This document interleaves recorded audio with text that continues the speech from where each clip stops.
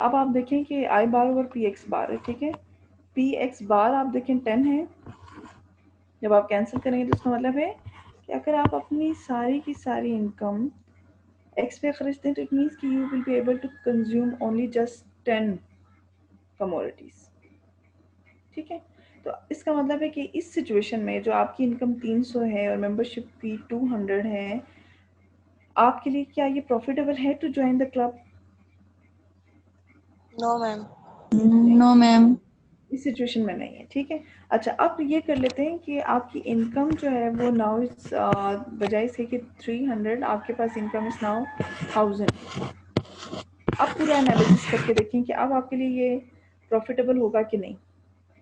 अगर हमारी इनकम है वो बजाय 1000 रुपीज़, तो इट मीन्स कि before joining the club we can have how many units.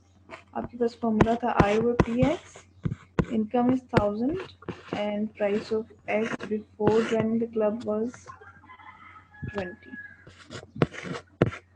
ठीक है। 50 50 और आफ्टर ज्वाइनिंग द क्लब आप लोग कितना लेंगे, उसके लिए आप सबसे पहले तो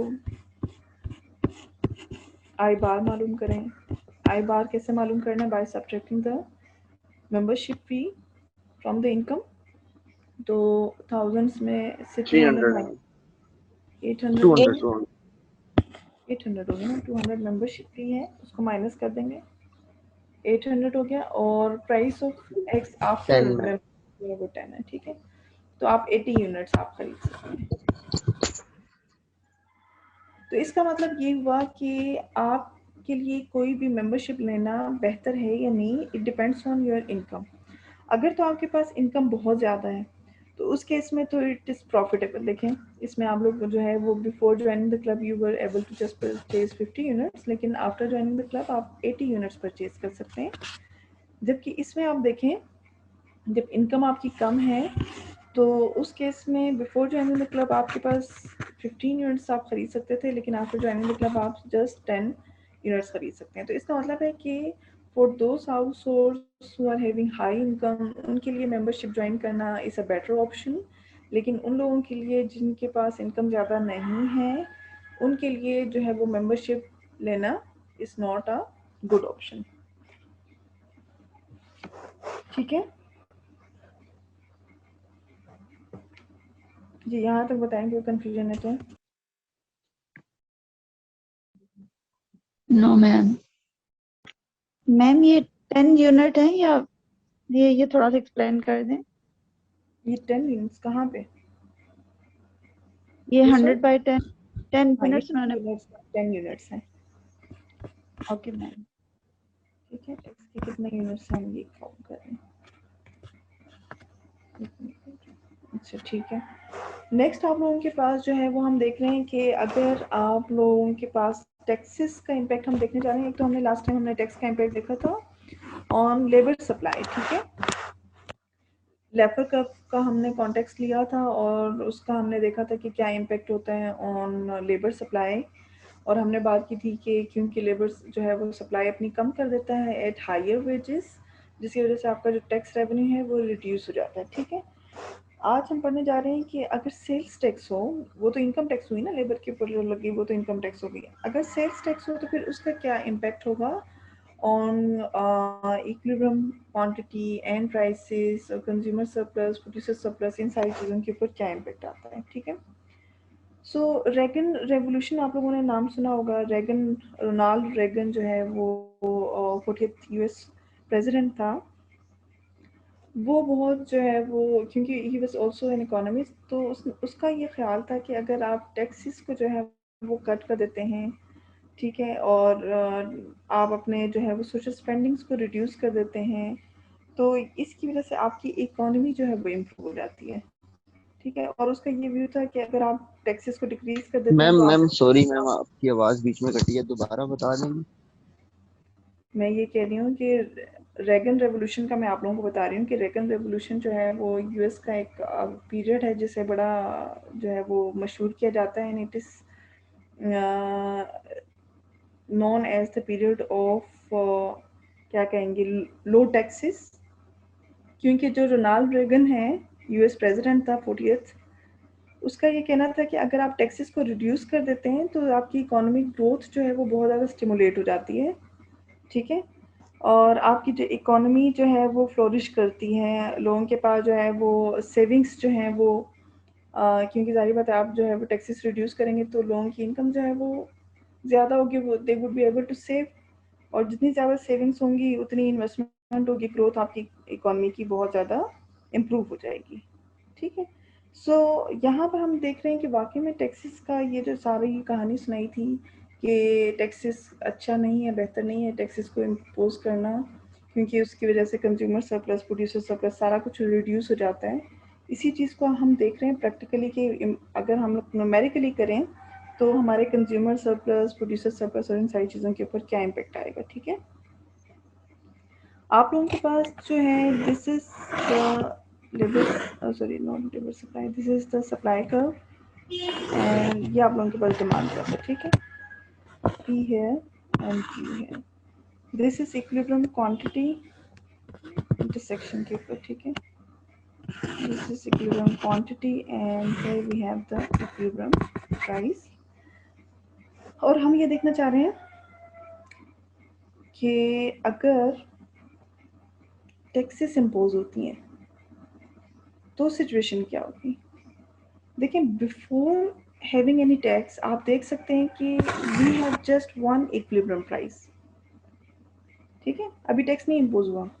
तो टैक्स इम्पोज होने से पहले आपके पास एक ही इक्विलिब्रियम प्राइस है, यानी कि इसका मतलब ये वो प्राइस है जो कंज्यूमर पे कर रहा है, और ये वही प्राइस है, सेम प्राइस, जो कि सप्लायर फर्म्स रिसीव कर रहे हैं, ठीक है। यानी कि आपने जो है वो 50 रुपीज़ अगर पे किए हैं तो यही 50 रुपीज़ एज इट इज़ किसके जेब में चले जाएंगे, फर्म्स के जेब में चले जाएंगे, ठीक है। लेकिन अगर आप टैक्स इम्पोज करते हैं तो there will be difference in the prices.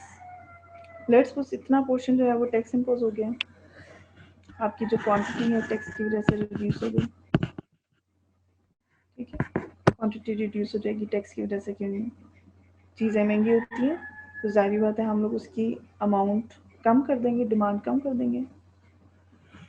अब आप देखें वी हैव टू प्राइसेस, एक यहाँ पे प्राइस नज़र आ रही है, this is the supplier price, और एक यहाँ प्राइस नज़र आ रही है, this is the consumer price, ठीक है, इसको PC कर देते हैं।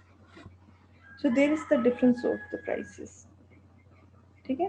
क्या कहा मैंने कि जब टैक्स इम्पोज होगा there will be difference in the price, यानी कि इसका मतलब है कि now consumers will be paying higher than the equilibrium price, पहले से ज़्यादा पे कर रहे हैं, लेकिन producers or the firm is having less than the equilibrium price, वो पहले जितनी equilibrium price थी उससे कम रिसीव कर रहा है, ठीक है। तो ये जो पोर्शन है, ये जो सारा एरिया है, ये कहाँ जा रहा है, it goes to the government as a tax revenue. ये जो आप लोगों के पास बॉक्स नजर आ रहा है, this is the tax revenue जो कि गवर्नमेंट की तरफ जा रहा है, ठीक है। और you have another triangle here, ये वाला जो एरिया है, this one, this is called the deadweight loss, ठीक है। और इससे पहले आप देखें कि अगर मैं दोबारा ड्रॉ करूँ कि बिफोर टैक्सेस आप लोगों के पास जो कंज्यूमर सरप्लस था, ये पूरा एरिया था, पूरा एरिया आप लोगों के पास कंज्यूमर सरप्लस था, और जो लोअर ट्रायंगल आप लोगों के पास है, this whole area was producer surplus.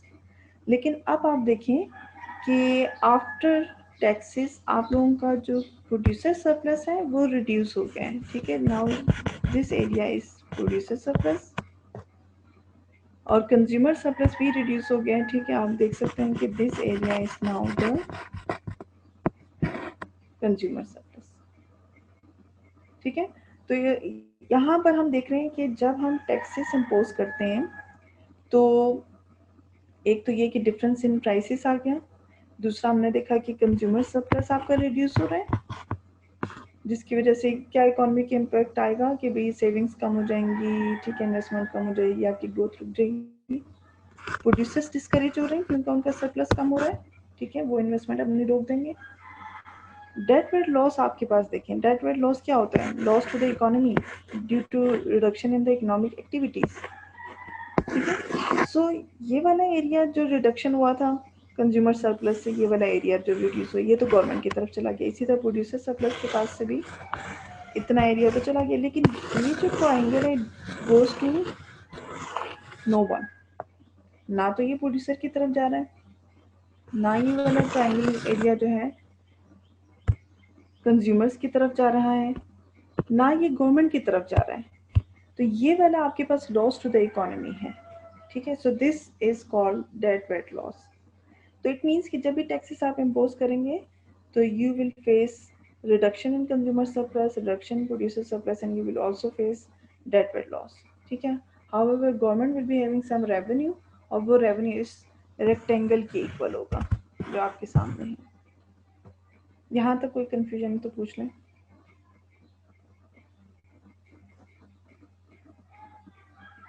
हाँ जी, कोई कंफ्यूजन है तो पूछ लें। नो मैम, नहीं है। ठीक है। अच्छा, अब आप लोगों के पास, अच्छा we have just 1 minute now.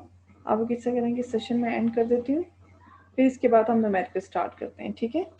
मैं सेशन एंड कर रही हूँ, दोबारा से जल्दी से ज्वाइन करें।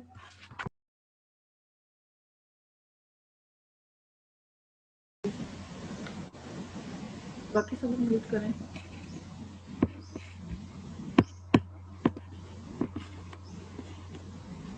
So this is our demand function as 300 minus P, ठीक है। तो सबसे पहले तो हम देखते हैं कि बिफोर हैविंग टैक्स आप लोगों के पास इक्विलिब्रियम प्राइस, इक्विलिब्रियम क्वांटिटी क्या होगी, ठीक है।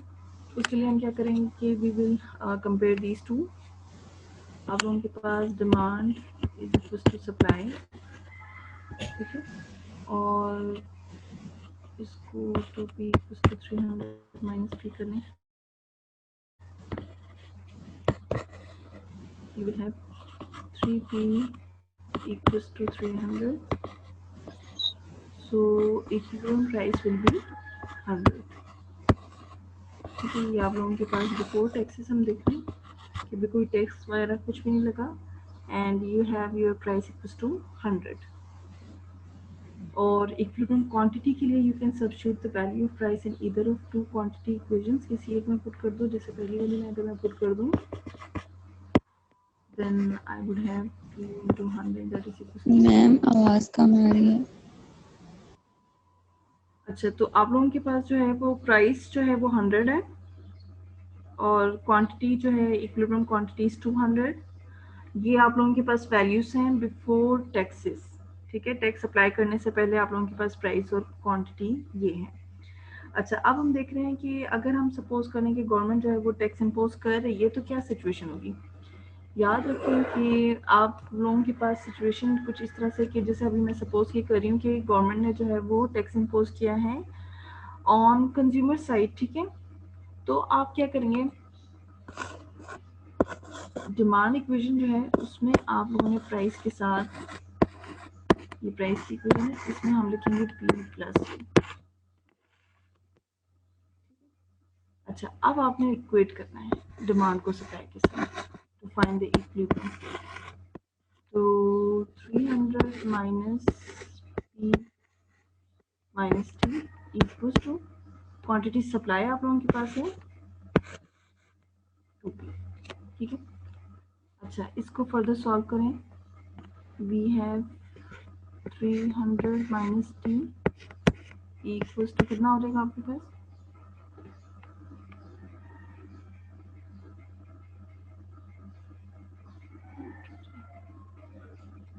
प्लस माइनस पी हो जाएगा प्लस हो जाएगा। सो पी इक्विलिब्रियम प्राइस जो है आप लोगों के पास, this is equals to 300 over 3 minus t over 3, ठीक है। यानी कि आप कह लो कि it is equals to 100 minus t over 3।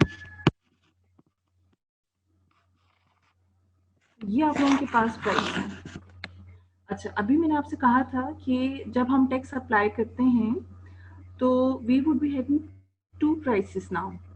दो आप लोगों के पास प्राइस हैं, एक फॉर कंज्यूमर और एक फॉर प्रोड्यूसर, ठीक है। तो याद रखें कि अगर आपने डिमांड इक्वेशन में टैक्स को इनकॉर्पोरेट किया है और प्राइस कैलकुलेट किए तो this will be the producers price. ठीक है, जो आप सॉल्व करेंगे ना पी, तो वो कंज्यूमर की नहीं प्रोड्यूसर की होगी। अच्छा, अब आप लोगों के पास प्रोड्यूसर की तो आ गई, आपने कंज्यूमर की कैलकुलेट करनी है। तो कंज्यूमर की कैसे कैलकुलेट करेंगे? उसके लिए कंज्यूमर्स प्राइस किसके इक्वल होगी? मैम ये वाला 3 कैसे आया? 3p ऊपर यहाँ 2p है ना मैम? हाँ जी, यहाँ से माइनस पी दूसरी तरफ लेते हैं, प्लस पी हो जाएगा। ठीक है, तो 2p प्लस पी 3p हो जाएगा। ठीक है। अच्छा, तो यहाँ पर मैं आप लोगों को बताई थी कि जो कंज्यूमर प्राइस है वो फिर हम कैसे कैलकुलेट करेंगे। उसके लिए हम प्रोड्यूसर प्राइस में टी ऐड कर देंगे। ठीक है, तो प्रोड्यूसर प्राइस जो है, क्योंकि आप देखें ना कि जो ग्राफ, अच्छा ग्राफ तो रेज हो गया, ये आप लोगों के पास था इक्विलिब्रियम और बाद में जो मैंने बताया था वो ये है। ठीक है, यहाँ पर आप देखें कि if this is P S, इसमें ये सारी जो टैक्स की अमाउंट आप ऐड कर देंगे तो आपके पास जो कंज्यूमर प्राइस होगी that would be equal to P S plus T.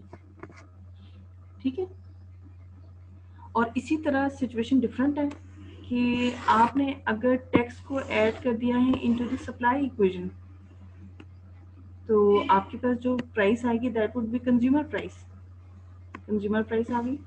अब कंज्यूमर प्राइस से आपने पी एस कैलकुलेट करना है, तो इसका मतलब है कि कंज्यूमर प्राइस से ये टी माइनस करेंगे। ठीक है, तो इसका मतलब है कि it is P C minus T.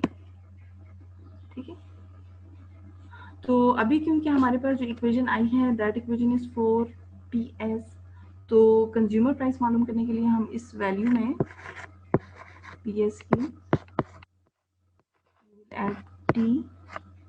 ठीक है, अब जरा सॉल्व करें क्या आंसर आता है।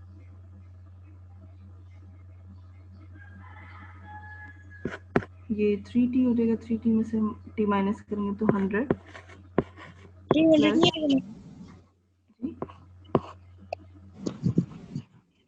सिर्फ t वाले को ऐड कर देना।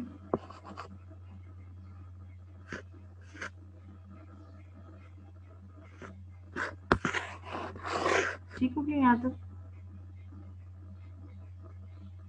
जी? कोई कंफ्यूजन यहाँ तक? No ma'am.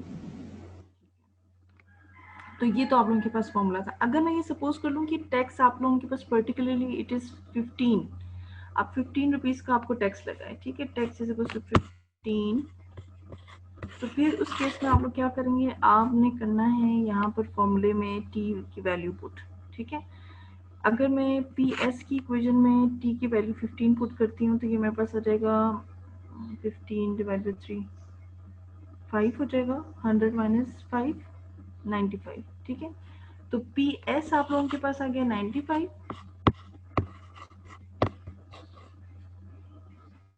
और पी सी जो है वो आप लोगों के पास, इसमें भी करें ज़रा 2 इंटू टी, टी 15 हमने सपोज किया हुआ है। ठीक है, तो ये आपके पास 15 इंटू 30 हो जाएगा, 30 डिवाइड बाई 3 10, तो 100 प्लस 10 110। तो इसका मतलब ये है कि अगर आप टैक्स इम्पोज करते हैं 15 रुपीज़ का, तो कंज्यूमर जो है वो पे कर रहा होगा 110, जबकि प्रोड्यूसर रिसीव कर रहा होगा 95। जबकि बिफोर टैक्सेस कंज्यूमर पे कर रहा था 100 और प्रोड्यूसर भी 100 ही रिसीव कर रहा था। ठीक है, यहाँ तक बात समझ आ गई? Yes ma'am. अच्छा, एक और चीज आप देखें कि आप क्वेश्चन ये है कि पी तो हमें पता चल गया, इक्विलिब्रियम प्राइसेस आफ्टर टैक्स तो मिल गई हमें। ठीक है, यानी कि हमें पता चल गया कि ये वैल्यू आप लोगों के पास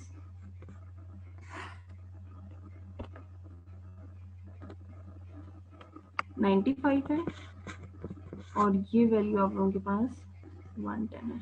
ठीक है, अब ये आपने क्वांटिटी फाइंड आउट करनी है। तो क्वांटिटी फाइंड आउट करने के लिए हमने क्या करना है, क्योंकि पहले तो हमारे पास एक ही प्राइस होती थी, तो हमारी मर्जी होती थी आप चाहे उसे क्वांटिटी इक्वेशन में डालें या आप उसे सप्लाई इक्वेशन में डाल दें, ठीक है, डिमांड की इक्वेशन में डालें या सप्लाई इक्वेशन में डालें। अब आप लोगों के पास दो हैं प्राइसेस, तो अगर आपने PS यूज करना है तो आप इसे सप्लाई इक्वेशन में पुट करेंगे, अगर आपने PC यूज करना है तो आप इसे डिमांड इक्वेशन में पुट करेंगे, ठीक है। तो मेरे पास जो सप्लाई इक्वेशन है वो है 2P, तो इसमें मैं पुट करूंगी सप्लायर प्राइस को, तो मेरे पास आ रहा है कितना, ठीक है। तो आप इसका मतलब है कि जो आपके पास वैल्यू इट इज 190। अगर आप डिमांड इक्वेशन यूज करना चाह रहे हैं, डिमांड आपके पास इक्वेशन किसकी इक्वल थी, 300 माइनस P। यहाँ पर आप सप्लायर प्राइस पुट करेंगे तो गलत आंसर आएगा। आपने अगर डिमांड इक्वेशन यूज करनी है तो you have to put the consumer price here. तो कंज्यूमर प्राइस आप लोगों के पास 110 है, तो इसमें से ये माइनस करेंगे, अगेन यू है 190, ठीक है। तो दोनों में से जो भी आप यूज करेंगे सेम आंसर आएगा, दिस इज 190।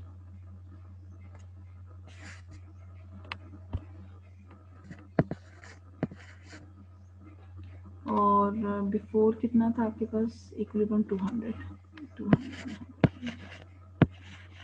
ठीक है जी। यहाँ तक मुझे बताएं कि कोई कंफ्यूजन है?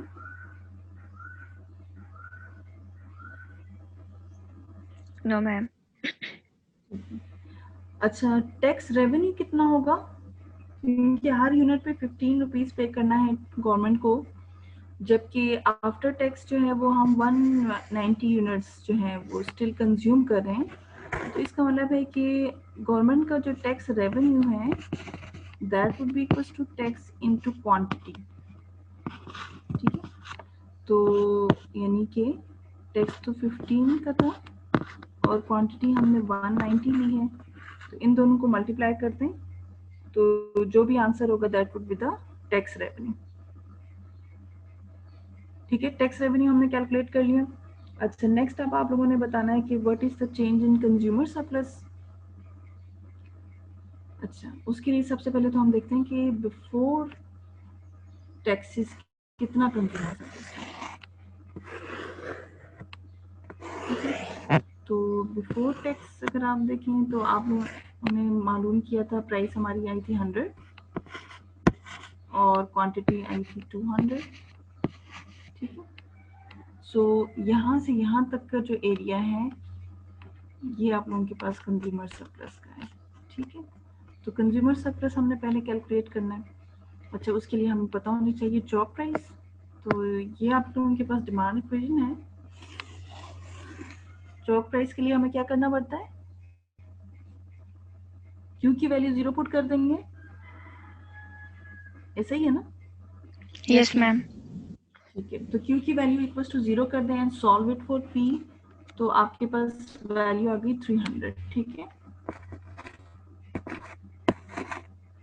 सो अब आप देखें कि दिस एरिया इक्वल टू 200, 300 में से 100 निकाल देंगे तो आप लोगों के पास जो ये वर्टिकल एरिया है दिस इज इक्वल टू 200 और ये भी 200 है, क्योंकि ये देखें आपने यहाँ पे लिखा हुआ है दिस इज 200, तो इसका मतलब ये इक्विवेलेंट है, तो 200 ये है। तो एरिया ऑफ ट्राइंगल जो है वो आप लोगों के पास CS के लिए CS लिख देते हैं, it is equal to 1/2 into base into altitude, ठीक है।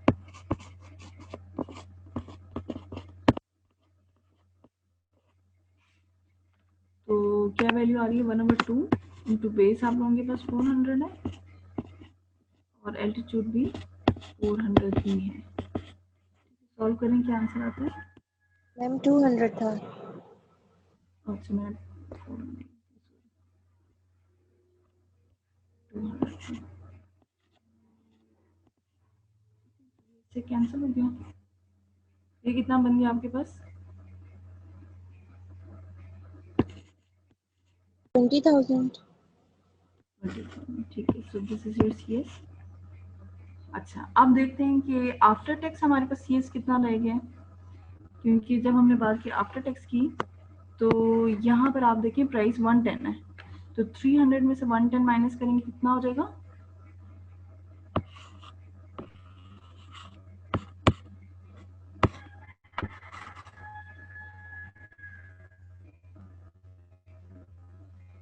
190 और बेस भी आपके पास 190 है।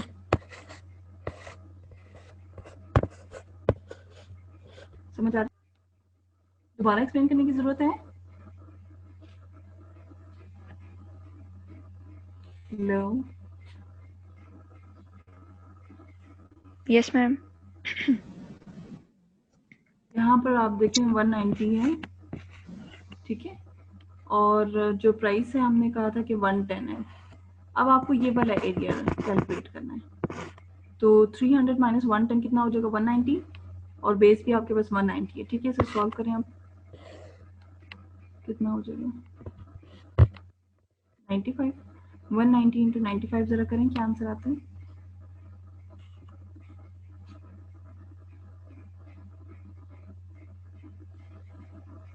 ये कैलकुलेट करके मुझे आंसर बता दो। मैम 18.050।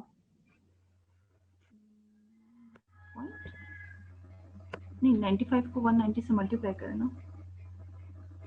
यस मैम, मल्टीप्लाई किया। 80 पॉइंट भी क्यों आ रहा है? मैम 18050। 1850 050। मैम 050 है। ठीक है। अच्छा, अब आप लोगों के पास जो चेंज इन कंज्यूमर सरप्लस है वो किसके इक्वल होगा? New consumer surplus divide minus previous one, ठीक है। यानी कि 18050 में से हमने माइनस करना है 20,000 तो आपके जो भी वैल्यू होगी that is change in consumer surplus, क्योंकि आप लोगों की new consumer surplus is lower than the previous one, तो आपका जो चेंज इन कंज्यूमर सरप्लस होगा वो नेगेटिव में आएगा, ठीक है। सो माइनस, क्या आंसर आ रहा है?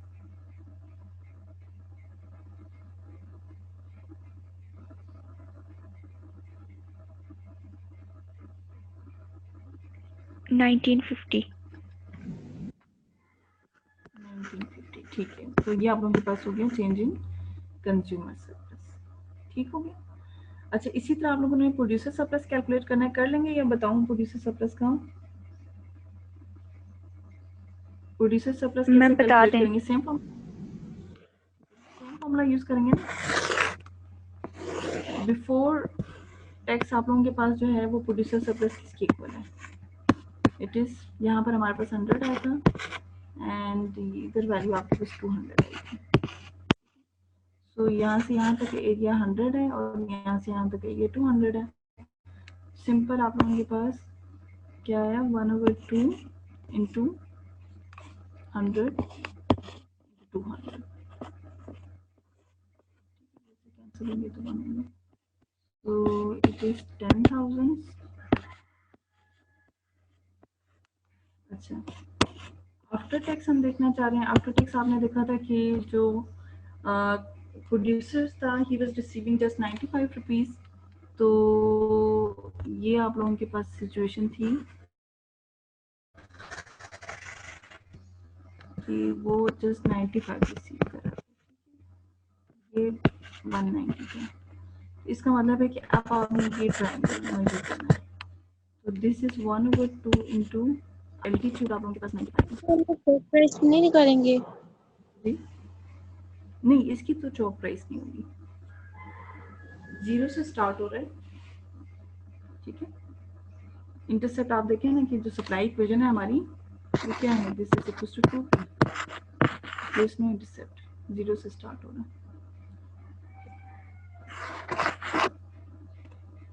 जी बताएं क्या वैल्यू आ रही है?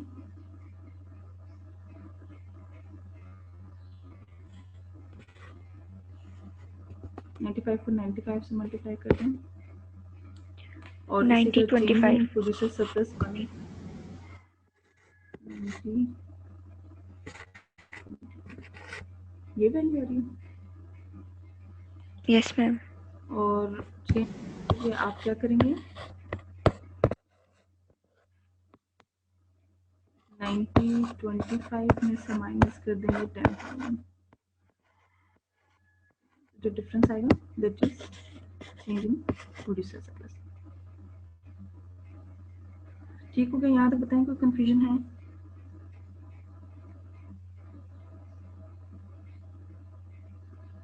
-975।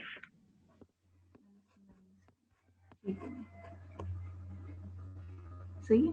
तो ये आप लोगों के पास वैल्यूज आ गई हैं, हमने कैलकुलेट कर ली हैं। देख लें आप लोग कि कंज्यूमर सरप्लस जो है वो -195 है, यानी कि वो ज़्यादा फेस कर रहा है, और प्रोड्यूसर सरप्लस जो है वो उसको भी नुकसान हुआ है, लेकिन रेशो कम है। उसकी रीज़न क्या हो सकती है? उसकी रीज़न ये है कि जब गवर्नमेंट ने 15 रुपीज़ का टैक्स लगाया था, तो जो हमारी इक्विलिब्रियम वैल्यूज आई हैं वो कुछ इस तरह से आई थी कि आपके पास जो कंज्यूमर की प्राइस है वो 110 हो गई थी 100 से बढ़ के, जबकि सप्लायर की कम होकर जस्ट 95। इसका मतलब ये हुआ कि जो आपका कंज्यूमर है इस 15 में से 10 जो है वो कंज्यूमर के पास जा रहे हैं, और 5 जो है वो कौन बेयर कर रहा है? प्रोड्यूसर। ये बात समझ आई कि जो टोटल टैक्स है वो 15 रुपीज़ का था, उस 15 में से उस पूरा जो आपके पास टैक्स बर्डन है उसमें से आप देखें कि 10 जो है वो किसके पास जा रहा है? कंज्यूमर के पास, क्योंकि कंज्यूमर 100 से अब 110 पे कर रहा है, जबकि प्रोड्यूसर को पहले जो है वो 100 रुपीज़ मिल रहा था, वो ही जस्ट रिसीविंग 95। इसका मतलब 5 रुपये उसको कम मिल रहे हैं। तो इसका मतलब कि कौन ज़्यादा टैक्स बर्डन शेयर कर रहा है, कंज्यूमर या प्रोड्यूसर? Consumer ma'am.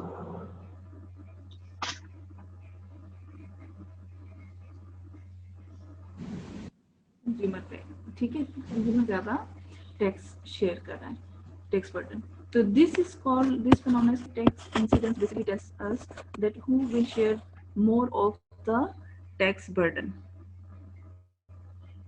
ठीक है, हमें पता चलेगा कि कौन ज़्यादा जो है वो टैक्स बर्डन शेयर कर रहा है। अच्छा, यहाँ पर एक चीज़ रह गई है, हमने कंज्यूमर सरप्लस का चेंज मालूम कर लिया, प्रोड्यूसर सरप्लस का चेंज मालूम कर लिया, लेकिन डेट पेड लॉस अभी हमें कैलकुलेट करना रहता है। ठीक है, ये जो एरिया है डेट पेड लॉस, ये अभी हमें कैलकुलेट करना है। उसके लिए आप क्या करेंगे? सबसे पहले इस ट्रायंगल को कैलकुलेट करें, फिर इस ट्रायंगल को आप कैलकुलेट करेंगे, ऐड कर देंगे, आपके पास डेट पेड लॉस आ जाएगा। ठीक है, ये हो जाएगा। यहाँ से जैसे इस ट्रायंगल को, अपर ट्रायंगल को अगर मैं कैलकुलेट करूँ तो ये आप लोगों के पास फर्स्ट ट्रायंगल है, 1/2 इंटू बेस कितना है 190 से 200 तक 10, और एल्टीट्यूड कितना है ऑल्सो 10। ठीक है, ये आप लोगों के पास आ गई 50 वैल्यू। अच्छा, सेकंड ट्रायंगल जो लोअर ट्रायंगल है उसको देख लो, तो आपके पास बेस सेम 10, तो 100 माइनस 95 5 हो जाएगा, तो 25 आ गया। इस टू ट्राइंगल्स यानी this is deadweight loss. ठीक है, ये वाला जो ट्राइंगल है ये किसके इक्वल होगा? This will be equal to 75। जी, कोई कंफ्यूजन यहाँ तक है तो पूछ लें। ये डेट वेट लॉस दोबारा बता दें। देखो, इसमें आपने ये दोनों ट्राइंगल्स कैलकुलेट करने हैं ना।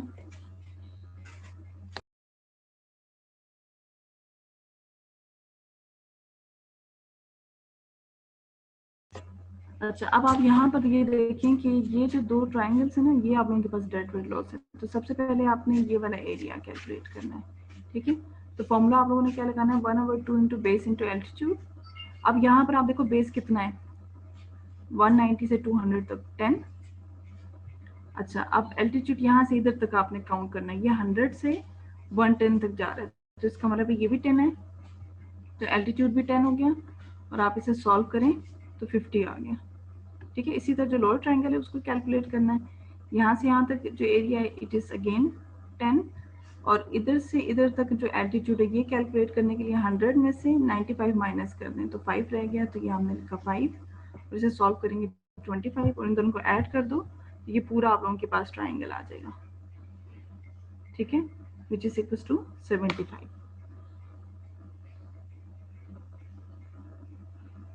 जी, आप क्लियर है?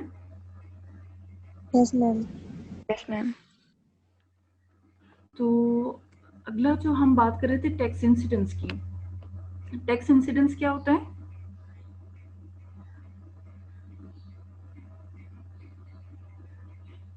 टैक्स इंसिडेंस क्या होता है? What does it tell us?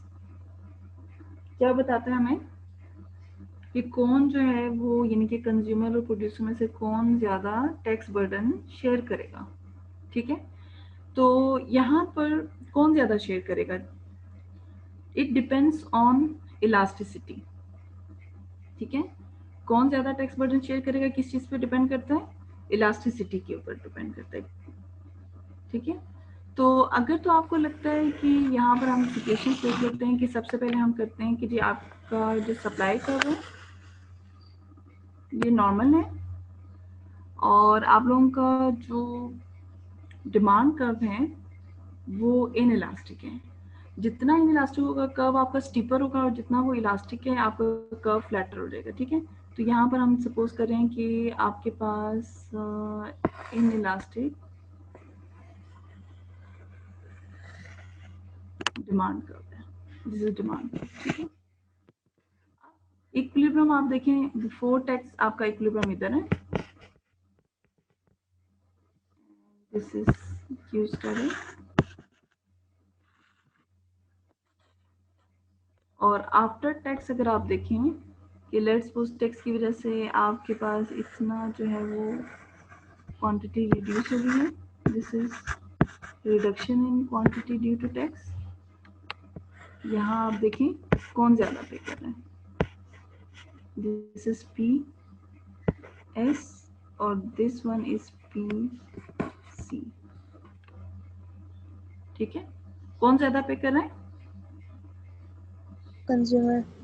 Consumer ज़्यादा पे कर रहे हैं। ठीक है, ये आप लोगों के कुछ इनइलास्टिक डिमांड थी। अच्छा, अब आप देखें कि सिचुएशन कर देते हैं कि this is our supply curve और आप लोगों के पास जो डिमांड कर्व है वो फ्लैटर हो गई है। ठीक है, so this is the flatter demand curve, यानी कि इनइलास्टिक है। जितना आप सॉरी इलास्टिक है, जितना आप लोगों के पास इलास्टिसिटी इंक्रीज होगी उतना ही कर्व आपका फ्लैटर होता चला जाएगा। ठीक है, अब सिचुएशन देखें कि before taxes we have equilibrium here, ये पी स्टेरिक है और ये आप लोगों के पास। अब जब टैक्स इम्पोज करेंगे तो क्वांटिटी आपकी रिड्यूस हो जाएगी, क्वांटिटी रिड्यूस हो गई। आप देख सकते हैं कि नाउ इन दिस सिचुएशन आपके पास कौन ज़्यादा टैक्स बर्डन शेयर कर रहे हैं?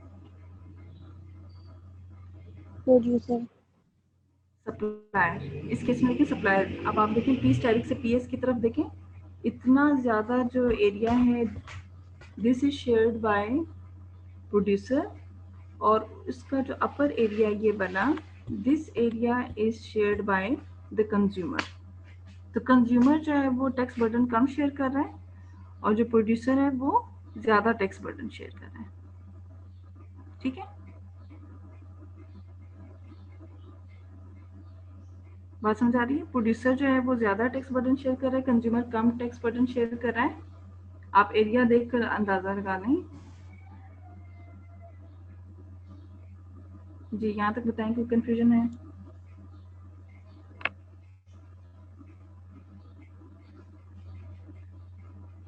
हेलो, आवाज़ आ रही है मेरी? यस मैम, आ रही है। कोई कंफ्यूजन नहीं है मैम।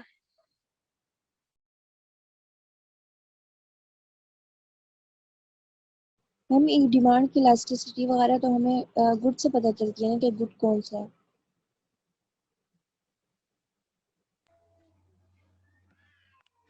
भाई इनको जरा हटाना।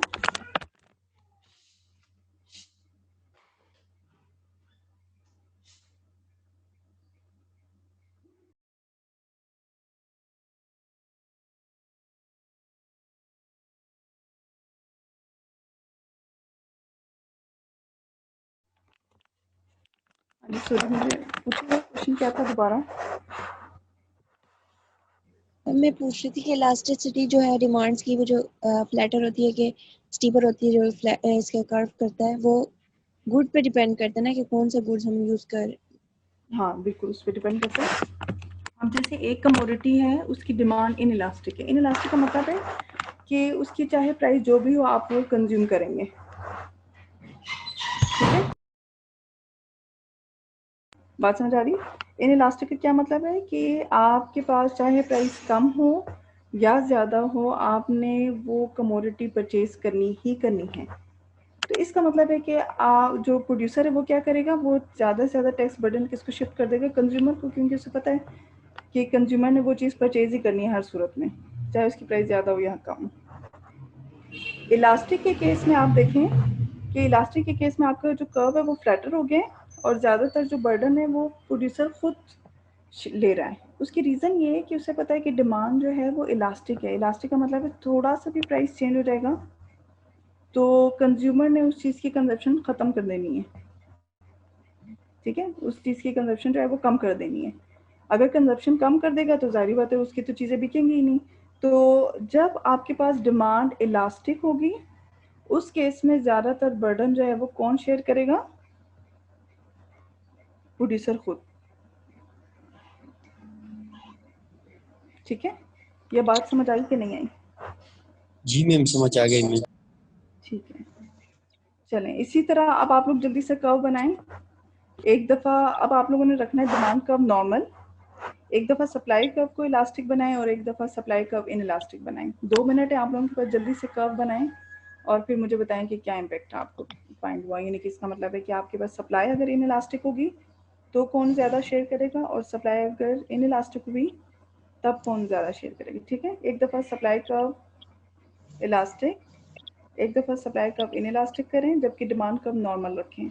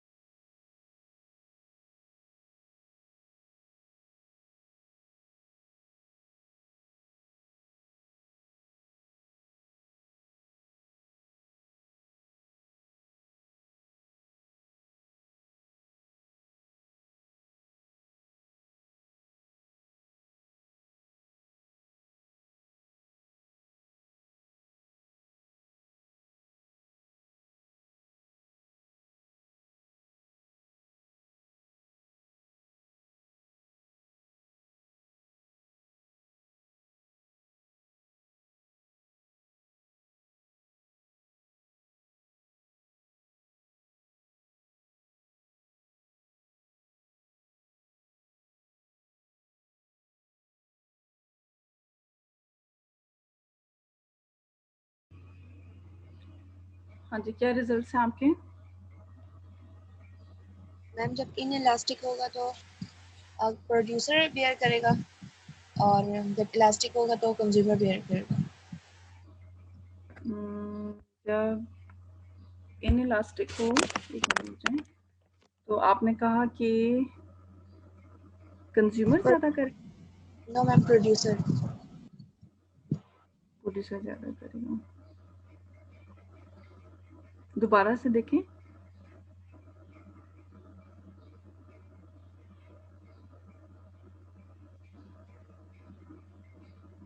ठीक है, प्रोड्यूसर ज़्यादा कर रहे हैं। इसका क्या मतलब हुआ? इसका मतलब है कि अगर डिमांड कर्व आप देखें, सबसे पहले जो मैंने आप लोगों को ग्राफ बनाया था वो देखें। डिमांड कर्व जब इन इलास्टिक है,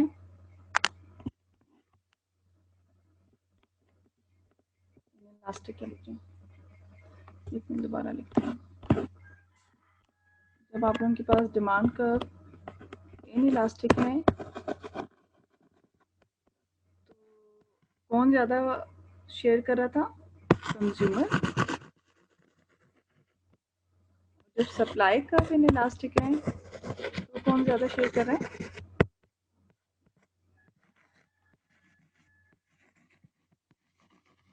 सही है।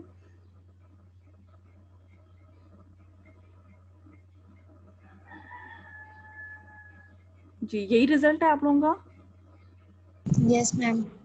ठीक है, तो इसका मतलब है कि जो कर्व ज़्यादा इनइलास्टिक होगा रिलेटिवली, ठीक है, उतना ही बर्डन जो है उसी तरफ शिफ्ट हो जाएगा। यानी कि इसका मतलब है कि अगर कंज्यूमर साइड जो है वो ज़्यादा इनइलास्टिक है तो बर्डन भी कंज्यूमर ज़्यादा शेयर करेगी। अगर प्रोड्यूसर साइड ज़्यादा रिलेटिवली इनइलास्टिक है तो इसका मतलब है कि producers are going to share more of the burden.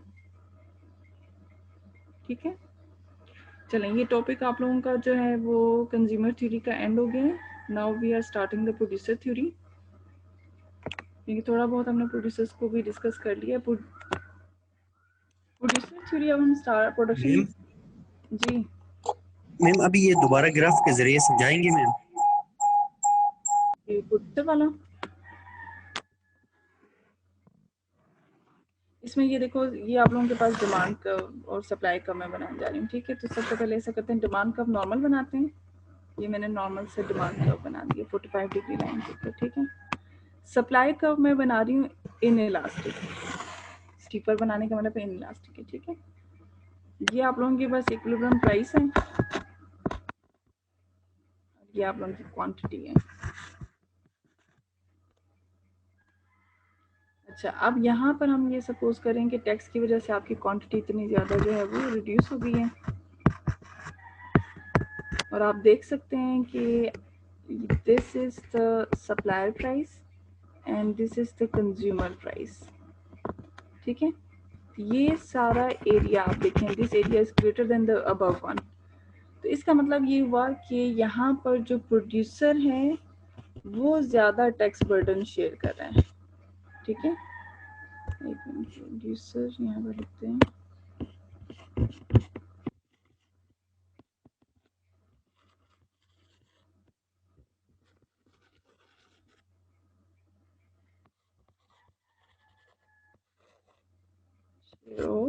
Tax burden, ठीक है, क्योंकि आप लोगों के पास जो सप्लाई का है वो इनइलास्टिक, यानी इसका मतलब है कि आपका जो सप्लायर है उसे हर सूरत में जो है वो सप्लाई करनी ही करनी है, बिल्कुल। वो अपनी सप्लाई नहीं रोक सकता। कोई ऐसी एग्जांपल है जिसमें सप्लायर को हर सूरत में सप्लाई करते रहना पड़ता है, वो अपनी सप्लाई ना रोक सकता हो? कोई एग्जांपल? मैम ये हम गंदम कह सकते हैं जो व्हीट सप्लाई होती है, वो ठीक है, नेसेसरी होती है हाँ सप्लाई बिल्कुल कर। भी सही है, क्योंकि वन टाइम जब आप एक चीज़ प्रोड्यूस कर चुके हैं और अगर डिमांड उसकी ना आ रही हो तो फिर आपको हर सूरत में वो सप्लाई करनी पड़ेगी। ठीक है, उसका भी आ सकता है वन टाइम अगर आप लें तो। ठीक है, और मैम मेडिसिन्स मेडिसिन्स नहीं, सप्लाई के वो तो डिमांड साइड पे है ना कि उसने लेना ही लेना है, उसकी तो डिमांड ही नहीं इलास्टिक होगी ना। सप्लाई का मैं कह रही हूँ, आप लोगों ने देखा था पिछली दफ़ा पेट्रोलियम की जो प्राइस है पिछले साल -35 हुई थी। इसका क्या मतलब था कि जो लोग ले रहे हैं वो लोग, यानी कि 35 रुपीज़ उनको कंपनी खुद देगी। -35 का तो ये मतलब है ना। तो डेफिनेशन पता इनपुट है? और आउटपुट का टेक्निकल रिलेशनशिप होता है। ठीक है, शाबाश। Production function, a function that transforms input into output. ठीक है, यानी कि ये आपको इनपुट, एक फंक्शन है जो इनपुट को आउटपुट के साथ रिलेट करता है, that is called production function. अच्छा, अब प्रोडक्शन, जैसे हमने यूटिलिटी फंक्शन का पढ़ा था ना कि we have different types of utility function, इसी तरह प्रोडक्शन फंक्शन के भी डिफरेंट टाइप्स हैं। ठीक है, जो पहली आप लोगों के पास सॉरी टाइप जो है that is Cobb Douglas production function. Cobb Douglas production function जैसे कॉफ-डॉगलस यूटिलिटी फंक्शन पढ़ा था, बिल्कुल वैसे ही कोप-डगलस प्रोडक्शन फंक्शन में क्या होता है कि inputs enter into the function multiplicatively with having some powers, ठीक है। यानी कि आप लोगों के पास जो है जैसे कैपिटल और लेबर दो इनपुट्स हैं, तो वो दोनों आपस में मल्टीप्लाई हो रहे होंगे और they must be carrying some power as well, जैसे k की पावर अल्फा और b की पावर l की पावर बीटा होगी, ठीक है। तो ये आप लोगों के पास क्या है, दिस इज कोप-डगलस प्रोडक्शन फंक्शन। अब कोप-डगलस प्रोडक्शन फंक्शन की खास बात क्या है कि यहाँ पर ये मल्टीप्लिकेटिवली एंटर हो रहा है। मल्टीप्लिकेटिवली एंटर होने का क्या मतलब है, इसका मतलब ये है कि अगर आप लोग कैपिटल को जीरो कर देते हैं इस फंक्शन में, अगर मैं कहूँ कि मैं कैपिटल नहीं यूज कर रही और खाली लेबर यूज करके मैं आउटपुट प्रोड्यूस करना चाह रही हूँ, तो ऐसा पॉसिबल है? कैपिटल की वैल्यू पुट कर दें, क्या आंसर आएगा आपके पास? y की आएगा। सेम इज फॉर लेबर, कि अगर मैं लेबर खाली जीरो कर दूं और कैपिटल को यूज करते हुए मैं कहूँ कि मैंने आउटपुट प्रोड्यूस करना है, तो पॉसिबल है? No ma'am. इसका मतलब है कि कोप-डगलस प्रोडक्शन फंक्शन जब आप यूज कर रहे हैं तो इसका मतलब है कि आप एक ऐसी टेक्नोलॉजी यूज कर रहे हैं जिसमें कैपिटल और लेबर दोनों का यूज होना जरूरी है। खाली लेबर या खाली कैपिटल के थ्रू आप अपना आउटपुट प्रोड्यूस नहीं कर सकते, ठीक है। तो ये तो हो गया आप लोगों के पास कोप-डगलस प्रोडक्शन फंक्शन। इसी तरह फिर आप लोगों के पास लीनियर प्रोडक्शन फंक्शन है, ठीक है। जो लीनियर प्रोडक्शन फंक्शन है उसमें क्या होगा कि आपके पास जैसे कि मैं कहूँ कि दिस इज अल्फा के प्लस बीटा एल, ठीक है। अब आप देख लें कि कैपिटल और जो लेबर है दोनों एडिटिवली एंटर हो रहे हैं।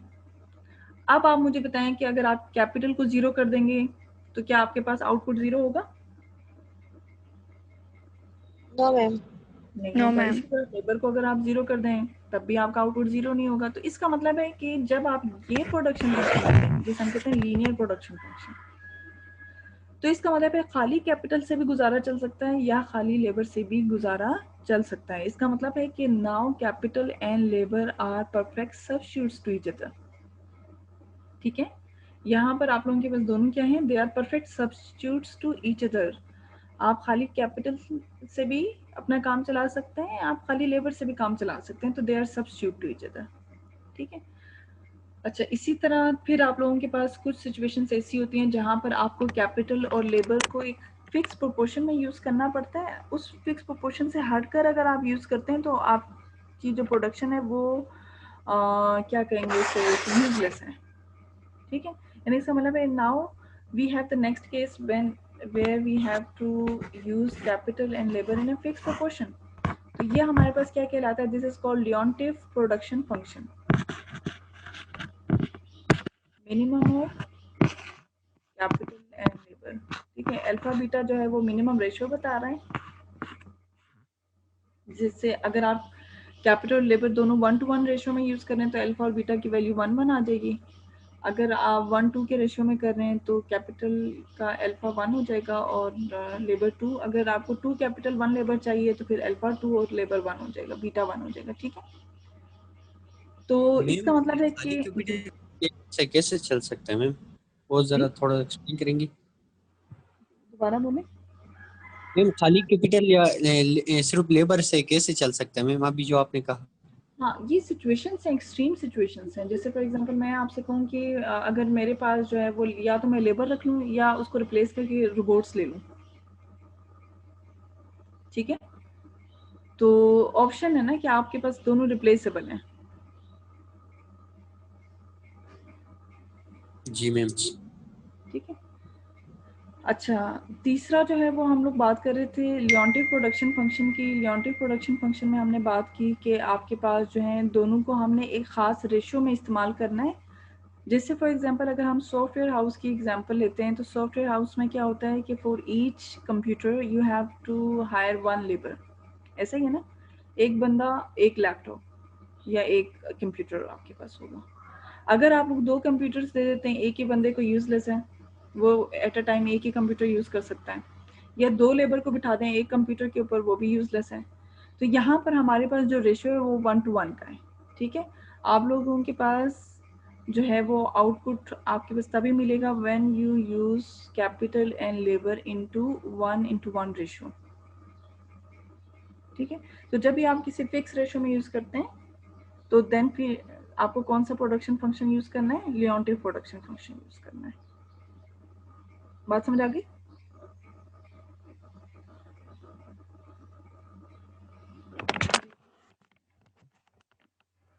कोई कंफ्यूजन है तो बता दें।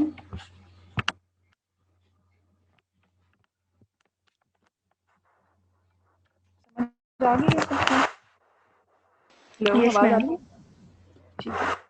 अच्छा, अब जिस तरह हमने बात की थी कि इन केस ऑफ कंज्यूमर्स हमने बात की थी कि आपका जो यूटिलिटी फंक्शन है उसको हम शो करते हैं यूजिंग द आईसी। यहाँ पर आईसीज की बजाय we will use isoquant. Indifference curve की बजाय हमारे पास क्या होगा? आइसो क्वांट होगा। ठीक है, तो आइसो क्वांट कर्व क्या होता है? आइसो क्वांट कर्व क्या होता है? It's a curve that relates capital and labour, different combinations of capital and labour at which we have same level of output। ठीक है, आप चाहे कोई भी कॉम्बिनेशन यूज करें, चाहे आप ये वाला यूज करें, ये करें, ये करें, जो भी आप कॉम्बिनेशन यूज करेंगे, आप लोगों का जो आउटपुट लेवल होगा वो सेम होगा। यही डेफिनेशन है ना आइसो क्वांट की? अच्छा, अब आप मुझे बताएं कि क्या आपके पास प्रॉपर्टीज हैं, जिस तरह हमने इंडिफरेंस कर्व की प्रॉपर्टीज पढ़ी थी ना, आइसो क्वांट की क्या प्रॉपर्टीज होंगी? एक तो ये नेगेटिवली स्लोप्ड है। मैम ये भी कन्वेक्स टू द ओरिजिन होते हैं। ये कॉन्वेक्स टू ओरिजिन भी है। एक तो नेगेटिवली स्लोप्ड हो गया। क्या रीजन है, क्यों नेगेटिवली स्लोप्ड है? मैम इनको भी नेगेटिवली सब्स्टिट्यूट करते हैं, कैपिटल को लेबर से सब्स्टिट्यूट करते हैं। मुख्तलिफ पेयर्स होते हैं जिनका कॉम्बिनेशन को हम चूज करते हैं। Ma'am marginal rate of technical substitution. और सब्स्टिट्यूशन इस पे अप्लाई होते हैं। ठीक है, और कोई रीजन? आपके पास यहाँ पे रीजन ये है कि आपकी जो marginal productivity of labour and marginal productivity of capital both are greater than 0। ये रीजन है। ठीक है, आपको पता है कि जब भी आप एडिशनल यूनिट लेबर का करेंगे हायर, तो कुछ ना कुछ आपको उससे प्रोडक्टिविटी पॉजिटिव मिलेगी। डिमिनिशिंग होगी, प्रीवियस के मुकाबले में कम जरूर हो सकती है, लेकिन कुछ ना कुछ आपको आउटपुट मिलेगा when you hire a new labour और when you hire a new capital. ठीक है, तो अब सिचुएशन ये है कि अगर मैं लेट्स सपोज इनिशियली इस पॉइंट के ऊपर हूँ जहाँ मैं 5 यूनिट्स लेबर के और 20 यूनिट्स मैं कैपिटल के यूज़ कर रही हूँ, और मैं 1 यूनिट और मैं चाह रही हूँ कि मैं सिर्फ और सिर्फ लेबर को हायर कर दूँ, एक एक्स्ट्रा कैपिटल को सेम रखूँ। अगर मैं सेम कैपिटल रखूँगी तो इसका मतलब ये है कि वो जो मैंने एक्स्ट्रा लेबर हायर किया वो तो कुछ ना कुछ प्रोड्यूस करेगा एक्स्ट्रा, तो आपका आउटपुट सेम नहीं होगा। You will B now producing more than 100 units. तो अगर आप मोर देन 100 यूनिट्स हैं तो इसका मतलब है कि आइसो क्वांट की डेफिनेशन तो हमने ये कही थी कि वो तमाम कॉम्बिनेशंस जिस पर आउटपुट सेम हो। ठीक है, बात समझ आ रही है कि नहीं? कि अगर मैं ये कहूँ कि पहले मैं 20 कैपिटल और 5 लेबर यूज़ कर रही थी और 100 यूनिट्स में प्रोड्यूस कर रही थी, और मैं अगर ये कहूँ कि मैं 20 कैपिटल ही यूज़ करूँगी लेकिन एक लेबर और बढ़ाना चाह रही हूँ, तो डेफिनेटली 100 की बजाय 120 आप प्रोड्यूस कर रहे होंगे, 100 से ऊपर प्रोड्यूस कर रहे होंगे। तो डेफिनेशन के मुताबिक तो मुझे ये सेम रखना है, इसको 100 ही रखना है। तो इसका मतलब है कि अगर आप एक लेबर ज़्यादा हायर कर रहे हैं तो आपको एक कैपिटल कम करना पड़ेगा। ठीक है, आपको कैपिटल कम करना पड़ेगा, तब जाके आप दोबारा 100 पे वापस आएंगे। ठीक है, तब जाके आप दोबारा 100 पे वापस आएंगे। सो इट मीन्स कि आपके पास ये नेगेटिवली स्लोप इसलिए है because according to the definition of isoquant we must have the same level of output.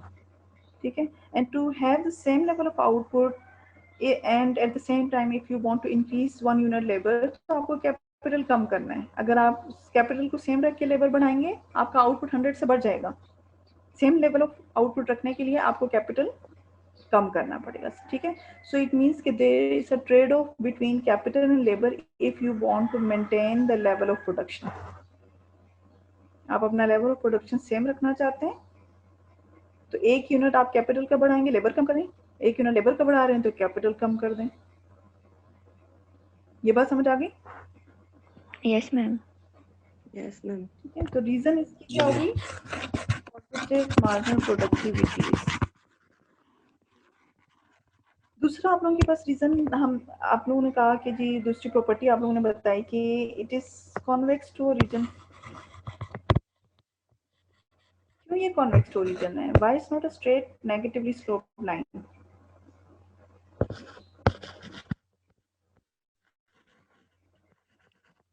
Convex to origin है ये, ऐसे नहीं है, स्ट्रेट लाइन नहीं है, कर्व सा शो हो रहा है। क्या रीजन हो सकती है?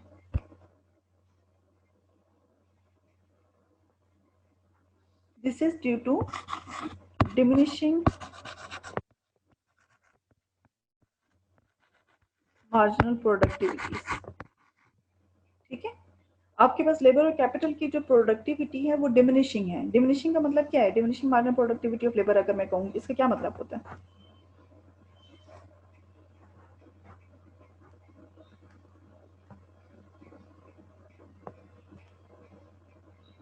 जी, diminishing marginal productivity of labour का क्या मतलब है कि मैम ईच बढ़ाते जाएंगे तो एक मैम लेबर को हाँ बढ़ाते जाएंगे तो उसकी प्रोडक्टिविटी कम हो रही है।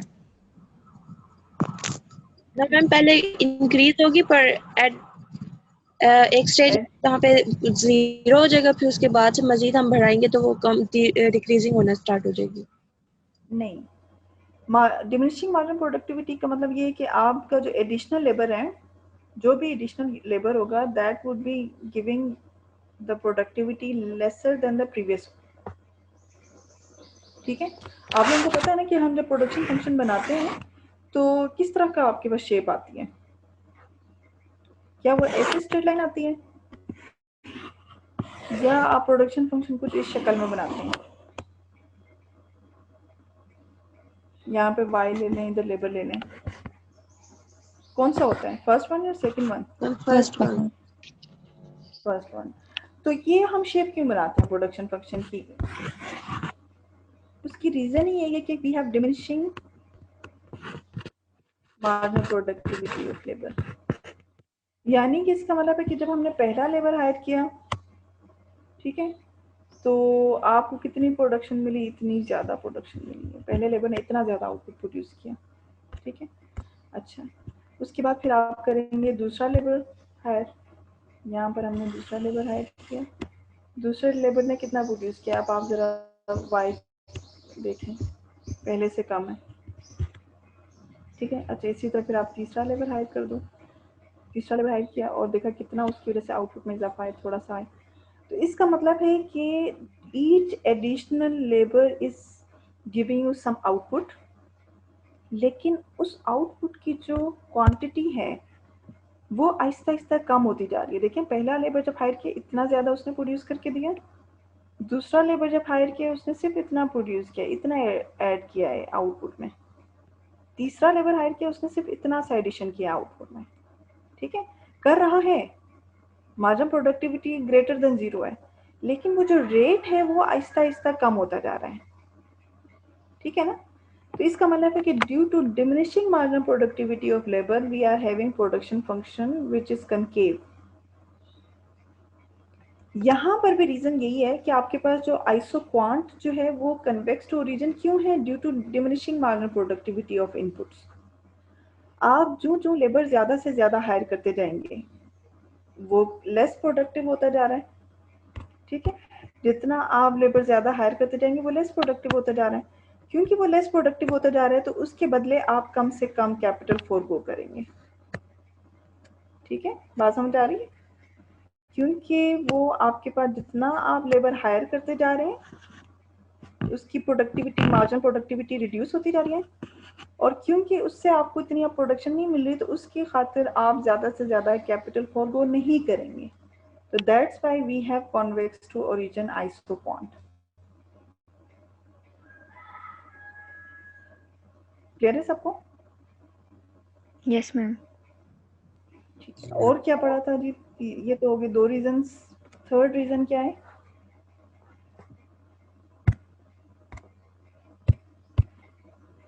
थर्ड रीजन के सॉरी थर्ड प्रॉपर्टी क्या है? 2 प्रॉपर्टीज पढ़ ली हमने, नेगेटिवली स्लोप्ड होती है, कॉन्वेक्स टू रीजन होता है, और क्या होता है? इंटरसेक्ट कर सकते हैं एक दूसरे को? No ma'am. नहीं कर सकते। वो आइसोकॉन जो है वो एक दूसरे को इंटरसेक्ट नहीं कर सकते। क्या रीजन है? मैम क्योंकि हम लोगों ने सेम लेवल ऑफ प्रोडक्शन करनी है ना। बिल्कुल, क्योंकि यहाँ पर देखिए जब हम बात करते हैं ना प्रोडक्शन फंक्शन की, तो इसका मतलब है कि आपका जो फंक्शन है it traces only the efficient point, सिर्फ एफिशिएंट पॉइंट्स को ट्रेस आउट करता है प्रोडक्शन फंक्शन। तो जब मैं कह रही हूँ कि 2 आइसोकॉन्स हैं, जाहिर बात है हर आइसोकॉन के ऊपर एक डिफरेंट लेवल ऑफ आउटपुट होगा। सपोज करते हैं कि इसके ऊपर जो है वो 200 है और 20 कर लिया, चलें इन्होंने जगह नहीं, चलें 200 कर लेंगे, ठीक है। और इधर आप लोगों के पास 100 है। तो अगर दोनों एक दूसरे को इंटरसेक्ट करें तो इट मीन्स कि there exist a combination of labour and capital that gives you 2 different levels of output at the same time। एक ऐसा कॉम्बिनेशन एग्जिस्ट कर रहा है जो एक ही टाइम आपको 100 यूनिट्स भी प्रोड्यूस करके दे रहा है, एक ही टाइम आपके पास 200 भी प्रोड्यूस करके दे रहा है। सो इट मीन्स कि ये जो है इट इज अगेंस्ट रियलिटी, ठीक है। आप अगर एफिशिएंट पॉइंट्स को ट्रेस आउट करें, इसका मतलब है कि ये चीज़ आपके पास नहीं आ सकती कि एक सेम लेबर सेम कैपिटल आपको मैक्सिमम 200 प्रोड्यूस करके दे सकता है। ठीक है, हम सिर्फ उस 200 को ट्रेस आउट कर रहे हैं, हम फिर उस मिनिमम इनएफिशिएंट पॉइंट्स को तो हम ले ही नहीं रहे ना। इसका मतलब है कि this is against the definition of the production function. जब हम प्रोडक्शन फंक्शन लेते हैं तो हम सिर्फ एफिशिएंट पॉइंट डिस्कस करते हैं। तो आइसोक्वांट जो है they never intersect each other, ठीक है।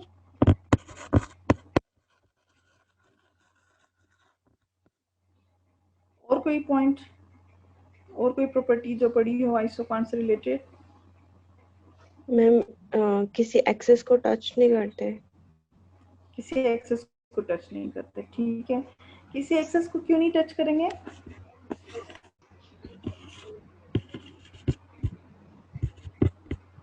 मैम पे वो एक ही तरफ से प्रोड्यूस हो रहा है, प्रोडक्शन है। क्योंकि इसका मतलब है कि अगर देखें कर सकते हैं एक्सट्रीम केस में, जैसे अभी हमने बात की थी कि अगर आप लोग जो है वो परफेक्ट सब्स्टिट्यूट्स का केस ले रहे हैं तो उस केस में आपको जो आइसोक्वांट होता है वो स्ट्रेट लाइन होती है ना, उस टाइम वो एक्सेस को टच कर सकता है। लेकिन अगर आप लोगों ने कोबलोगलस प्रोडक्शन फंक्शन लिया है, ठीक है, ये कोई भी नॉर्मल प्रोडक्शन में आपको पता है लेबर और कैपिटल दोनों हमें यूज करना पड़ता है।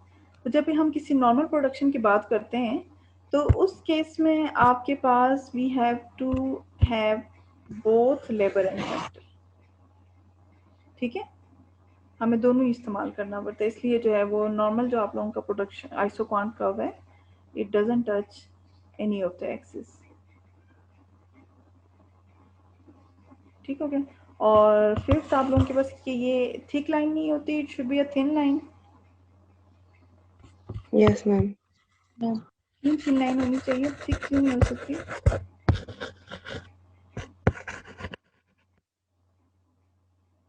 It should be thin line. अगर ये थिक होगी तो क्या सिचुएशन होगी? लेट्स उसमें कहते हैं ये थिक है, तो ये आप लोगों के पास ये थिक पॉइंट पे 2 हाँ दे रहा होगा ना लेबर। बिल्कुल, यानी कि आपको यहाँ पर ये एक सिचुएशन है और ये आप लोगों के पास दूसरा है, दोनों पर आपको सेम लेवल ऑफ आउटपुट मिल रहा है, ठीक है। यानी कि ये देखें आप 5 यूनिट लेबर के साथ 5 यूनिट्स कैपिटल के लें या 5 यूनिट्स लेबर के साथ 7 यूनिट्स कैपिटल के लें, दोनों से आपको 100 यूनिट्स मिल रहे हैं। ऐसा पॉसिबल नहीं है। क्यों पॉसिबल नहीं है? Because we know that marginal productivity of labour and capital is greater than 0। अगर आप इस बंडल के ऊपर ज़्यादा कैपिटल यूज़ कर रहे हैं तो इट मीन्स कि आपकी जो प्रोडक्शन है वो भी 100 से ज़्यादा होनी चाहिए। होनी चाहिए ना। आप अगर Yes, पहले ma'am. 5 units labour, 5 units capital के 100 यूनिट्स ले रहे हैं, प्रोड्यूस कर रहे हैं, और अब अगर आप कैपिटल 2 यूनिट्स और बढ़ा रहे हैं, तो because we have positive marginal productivity of capital, तो आउटपुट भी should be greater than 100 units. So that's why thick नहीं होनी चाहिए, it should be thin line, ताकि आपके पास एक पर्टिकुलर पॉइंट आए, एक पर्टिकुलर कॉम्बिनेशन आए, तो आप बता सकेंगे कि it is producing a certain level of output. और तो कोई प्रॉपर्टी नहीं रहती ना, सारी हमने डिस्कस कर ली।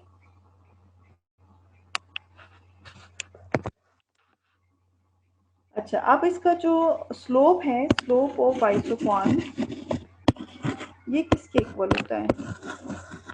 हम बात कर रहे हैं कि जो आपके पास प्रोडक्शन है, ये किसके इक्वल होगा? अगर आपके पास प्रोडक्शन आउटपुट में कोई चेंज आ रहा है, this will be either due to change in labour और due to change in capital. तो अगर आप लोगों के पास कैपिटल में कोई चेंज आ रहा है, तो आप उस चेंज को उसकी प्रोडक्टिविटी से मल्टीप्लाई कर दें।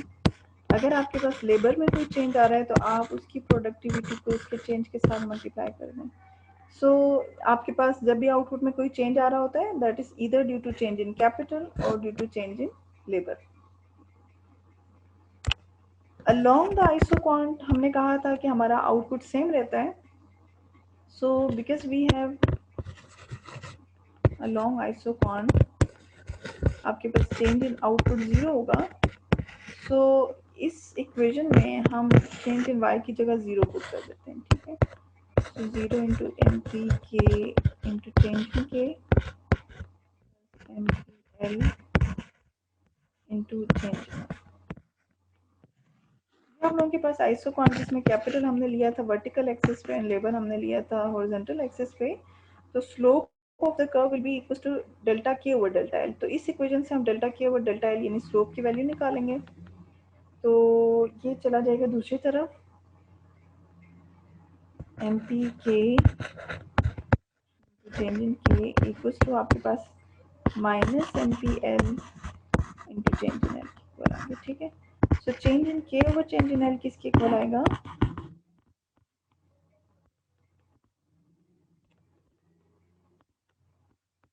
माइनस आपके पास देखिए एल उस तरफ लेकर आ गए आप लोग, और ये वैल्यू कहाँ चली गई? वेरिएबल माइनस एमपी जी, minus M P L over MPK. बिल्कुल सही। नेगेटिव साइन बता रहा है कि नेगेटिव भी स्लोप होगा, और बाकी जो है ये रेशो आपको जो है वो स्लोप बता रहा है, ठीक है। तो this is called marginal rate of technical substitution.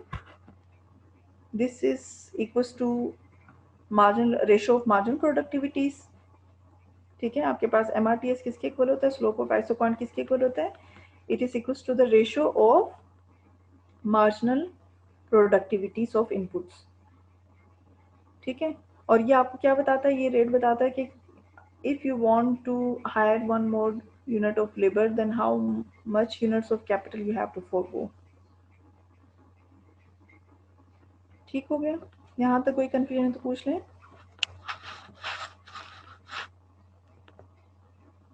नहीं है कोई कंफ्यूजन? No, ma'am. चलो ठीक है, फिर आज हम लेक्चर यहीं पे एंड कर देते हैं। नेक्स्ट वीक से फिर जो है वो मैं आगे प्रोडक्शन फंक्शन दोबारा से करवा रही हूँ, इसको डिटेल में करते हैं। प्रोडक्शन फंक्शन के बाद आप लोगों को बिफोर स्टार्टिंग द मार्केट्स आप लोगों को मैं बता रही हूँ कि आप लोगों ने अपना जो है वो प्रेजेंटेशंस जो है वो देनी स्टार्ट कर देनी है, ठीक है। नेक्स्ट वीक से नहीं, उससे नेक्स्ट वीक से। नेक्स्ट वीक तो ऑफ है ना? Yes ma'am. Next Yes, week off ma'am. है, उससे जो नेक्स्ट वीक है उसमें मैं अभी अपना प्रोडक्शन वाला लेक्चर कंप्लीट करूँगी, और उससे फिर जो नेक्स्ट वीक होगा उसमें आप लोगों ने अपनी प्रेजेंटेशंस देनी है, ठीक है। ओलिगोपोली मॉडल्स के जो प्रेजेंटेशंस हैं वो आपने देनी है, कॉर्नॉन मॉडल, कार्टल और ये सारा जो मैंने आप लोगों को बताया था। आप लोग अपनी प्रेजेंटेशंस रेडी रखें, और क्लास में किसी को भी मैं कह सकती हूँ कि वो स्टार्ट कर दे प्रेजेंटेशन, इसलिए ये याद रखें कि you all should be ready, ठीक है। ये नहीं होगा कि आप लोग पहले से डिसाइड करेंगे कि कौन पहले देगा, जिससे भी कहूँगी उसको देना पड़ेगा, और जो नहीं